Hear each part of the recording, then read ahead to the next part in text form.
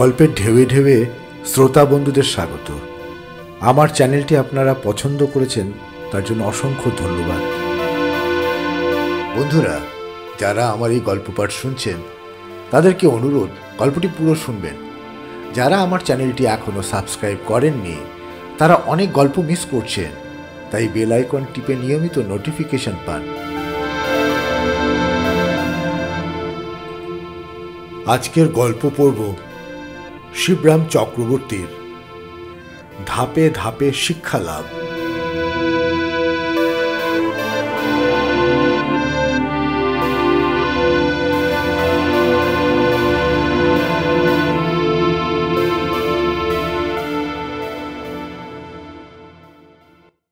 শিক্ষালাভের কোনো বয়স নেই, সে কথা সত্যি। যতদিন বাঁচি ততদিন শিখি, পরমহংসদেবের সার কথা।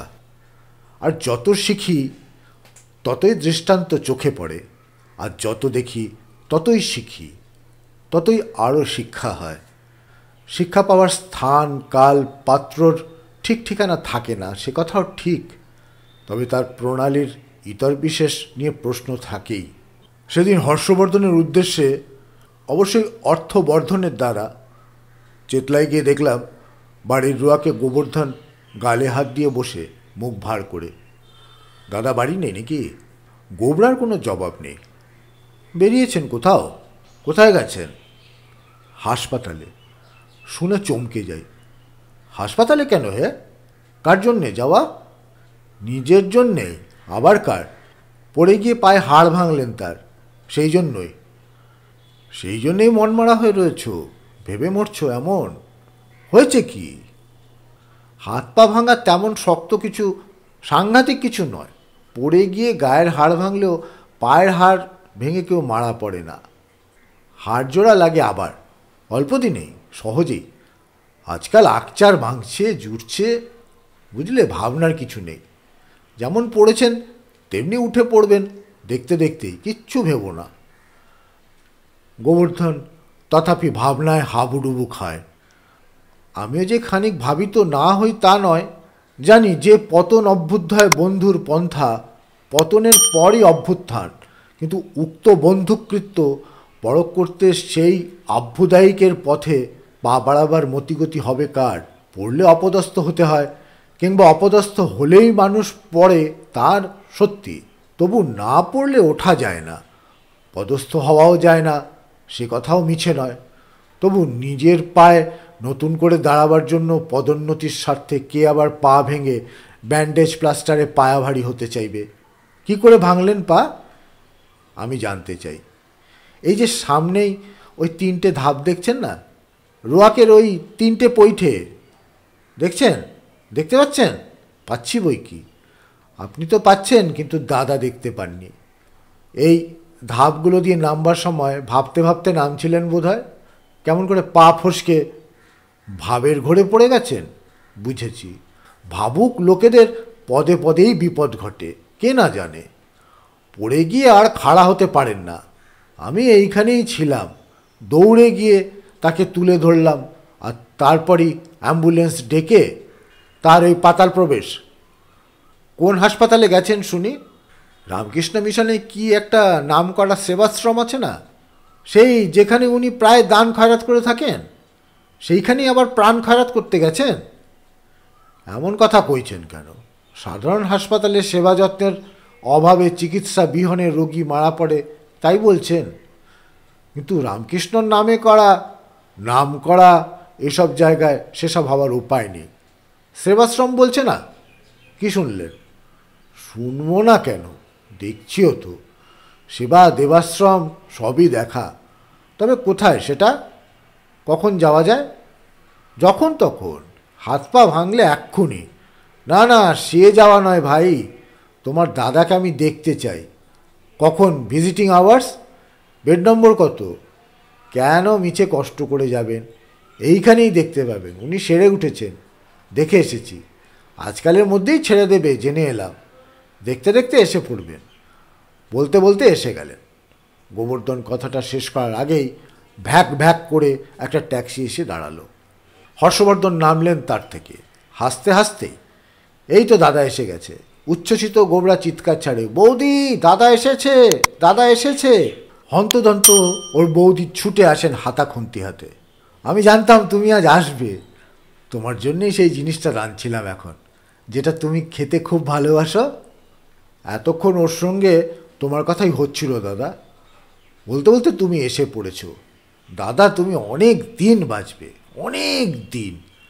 গোবর্ধন গদগদ হয়ে বলে, দাঁড়াও, কড়াইটা নামিয়ে আসি, ধরে যাবে জিনিসটা। বলেই বৌদি হাতা হাতে রান্নাঘরের দিকে দৌড়ান, হাতে হাতে তাকে সামলাতে, কি সাঁতলাতেই। বাহ বাহ, আপনি সেরে এসেছেন বেশ, দেখতে পাচ্ছি, উৎসাহিত হয়ে বলি।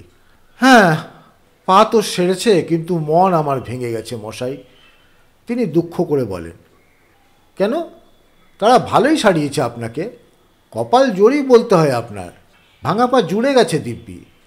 একবার অধঃপতনের পর দেখেছি, পরে আর কেউ ঠিকমতো দাঁড়াতে পারে না। দুটো পা কেমন করে একটুখানি ছোট বড় হয়ে যায় যেন। লক্ষপতি লোককেও পদস্খলনের পর জীবনভর একটু খুঁড়িয়ে হাঁটতে দেখা গেছে। কি দুঃখ বলুন তো। কিন্তু আপনার বেলায় উঁচু নিচু হয়নি কিছু, বেশ হাঁটছেন, দিব্যি জুড়ে গেছে পা। পা তো জুড়েছে, কিন্তু মন জুড়ায় কে? তিনি নিঃশ্বাস ফেলেন। আমার এই ভাঙা মনকে জোড়া দেয়? আমি ভগ্ন মনে ফিরে এলাম সেবাশ্রম থেকে। সে কি, পা সারিয়ে হৃদয় হারিয়ে ফেললেন? বিস্মিত হতে হয়, কোনো নার্স টার্স নাকি? কিন্তু মোহভঙ্গ হওয়ার বয়স কি আছে আর আমাদের? তিনি মুহ্যমান হয়ে থাকেন, কোনো কথা নেই। ওসব নিয়ে মন খারাপ করবেন না। আপনার আমার বয়সে ভীমরতির মতন হয় জানি, ও কিচ্ছু না। ঠিক যুধিষ্ঠির গতির আগেই ওটা হয়ে থাকে, তারপরেই তো মহাপ্রস্থান। ওর জন্য কোনো বিশল্যকরণের প্রয়োজন নেই। প্রিয়জনটিকে অপাত্য স্নেহের চোখে দেখুন, অকথ্য পথে যাবেন বাৎসল্য বলে মনে করুন না, তবুও ওর কোনো বাতচিত নেই। কেন ও কথা ভাবছেন? আপনার পা সেরে দিব্যি জুড়ে গেছে এখন, সেই আনন্দে নৃত্য করুন বরং। আপনার পা দেখে আমারই তো নাচতে ইচ্ছে করছে মশাই। ধুর তোর পা, পা আমার গোল্লায় যাক, মাথায় থাক পা। তার কথা আমিও ভাবছি না, আমি ভাবছি তার শ্রীচরণের কথা। সেই ভাবনাই আমার, কি করে পাই তার শ্রীচরণের কথা?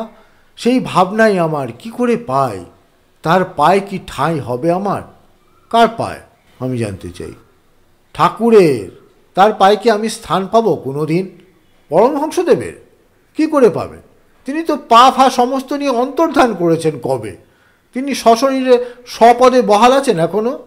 আহা, ইহলোকে না হোক পরলোকে, তা কি আমি পাবো না? কি করে বলবো? পরলোকের খবর আমি রাখি না, তবে তার দুটি পা ছিল এই জানি। সে দুটি তো বিবেকানন্দ আর শ্রী শ্রীমা দখল করে বসে আছেন, যেমন এখানে তেমনই সেখানেও। তার পার্শ্ববর্গের আর কেউ পেয়েছেন মনে হয় না। তবে অচিন্তনীয় উপায় কেউ যদি পায়ে ঠাঁই পেয়ে থাকে, বলা যায় না। আপনি কোনো ধর্মগুরুর সন্ধান দিতে পারেন আমায়, যার কাছে একটু ধর্মশিক্ষা পাওয়া যায়? আজ্ঞে না, ধর্মকে আমি গুরুত্ব দিইনি কোনো দিন, এই জীবনে কখনো ধার ধারিনি তার। কি করে তার খবর দেবো আপনাকে বলুন? সে কি, মুক্তি চান না আপনি? একদম না, মারা গেলেও নয়। পাছে কোনো কারণে আমার স্বর্গে যেতে হয় সেই ভয় আমার দরুন। সাবধানে থাকি, প্রাণ থাকতে ধর্মকর্ম কিছু করি নে। স্বর্গে নয়, পৃথিবীর এই রসাতলেই ফিরে আসতে চাই ফের, একবার নয়, আবার আবার বারংবার। আমার কথায় তিনি কান দেন না, নিজের আবেগে বলে যান। জানেন, সেবাশ্রমে এক স্বামীজি আসতেন রোজ, সব রুগীর কাছেই আসতেন, ধর্মশিক্ষা দিতেন সবাইকে। তার কাছে আমি অনেক জ্ঞান পেয়েছি, কিন্তু এই অল্প কদিনে যতটুকু হবার তাই হলো। ধর্মশিক্ষার পুরোটা হয়নি আমার। আধা খ্যাচড়া এই ধর্মশিক্ষা আমি সম্পূর্ণ করতে চাই। কোথায় করি? খোদায় মালুম। খোদার ওপর খোদকারি করার লোক কোথায় থাকেন, কোন ঘুপচির মধ্যে, কোনো আশ্রমের গর্ভে কি হিমালয়ের গহ্বরে, আমার জানা নেই। স্বামীজিরা স্ত্রীজিরা কোথায় আছেন যেন শুনেছি, পাপী তাপীদের উদ্ধার করার জন্যই, আমার জানা নেই, জানবার উৎসাহও নেই। পাপী মানুষ কিন্তু পাপী নয়, পাপের ওপর ধর্মের সন্তাপ বাড়িয়ে উত্তপ্ত হবার বাসনা নেই আমার। বললাম তো আপনাকে, শুনেছি, ঢের শুনেছি, বলতে হবে না আর। ধর্মশিক্ষা সম্পূর্ণ করার কোনো পথ বাতলাতে পারেন যদি, জানেন যদি, বলুন আমায়। আমি জানি দাদা, বলবো তোমাকে। গোবরা উস্কে ওঠে।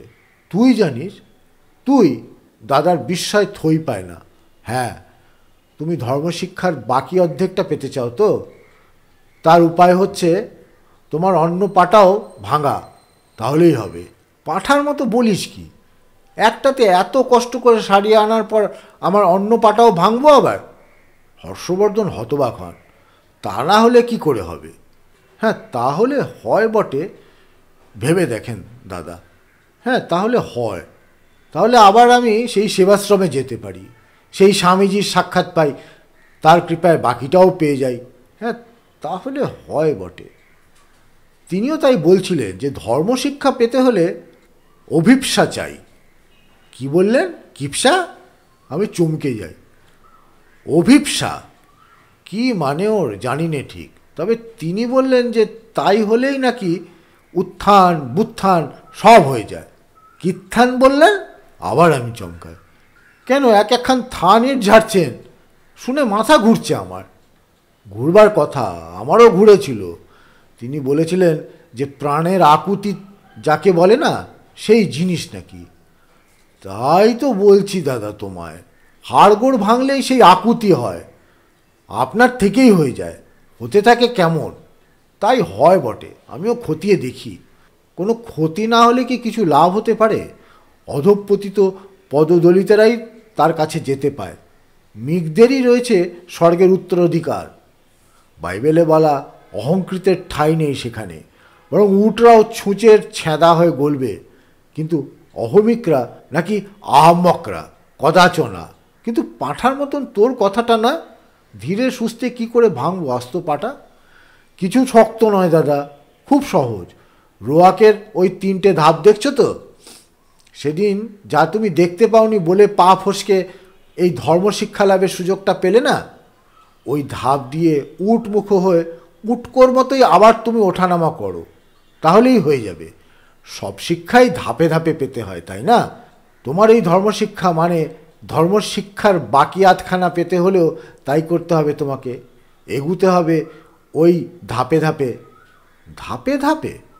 ধর্মকে ধাপ্পা বলে না দাদা? এই জন্যই তো